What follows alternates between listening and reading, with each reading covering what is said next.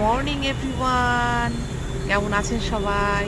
দৈনন্দিন জীবনযাত্রার আরেকটি নতুন ব্লগে আপনাদের সকলকে স্বাগত।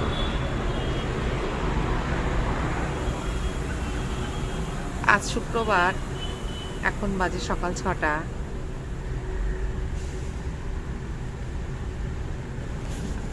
সবার খুব ভালো কাটুক আজকের দিনটা।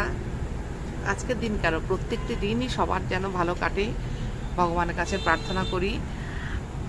এই দেখুন, আমার নতুন যে বেলফুল গাছগুলো আমি লাগিয়েছিলাম, এই দিন 10 হয়েছে লাগিয়েছি গাছগুলো। কি সুন্দর ফুল এসেছে দেখুন। থেকে চারা কিনে তাই আপনাদের সাথেও শেয়ার করলাম।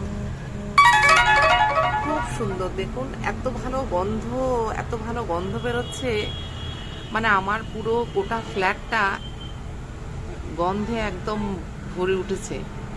আর জানেন তো, এই বেল ফুলের কিন্তু একটা বিশেষ গুণ আছে, সেটা হলো ভীষণভাবে মেন্টালি স্ট্রেস কমায়। খুব ভালো ফুল। অন্য সব ফুলই ভালো, কিন্তু এই ফুলের একটি বিশেষ গুণ, বেল ফুলের মানসিক টেনশন কাটাতে সাহায্য করে। আপনারাও বাড়িতে লাগাবেন, খুব ভালো লাগে। আর এই যে আমার মহাদেব,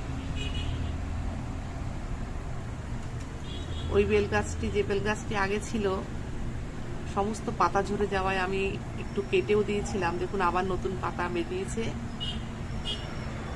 আর এই যে নতুন পাতা বেরিয়েছে আবার।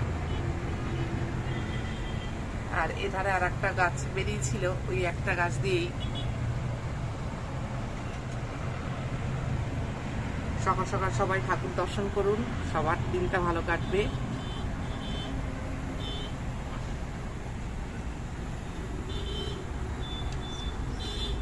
আজকে আমার মনটা খুবই ভালো, কারণ আজকে আমার বাবুর জন্ম হয়েছিল। আজকে আমার বাবু পৃথিবীতে জন্মেছিল। বহু কষ্টের ফল আমার ছেলে আমার কাছে। অনেক অনেক বছর পরে হয়েছে তো।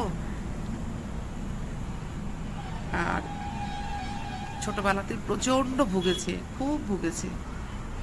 যাই হোক, আপনারা সবাই আশীর্বাদ করবেন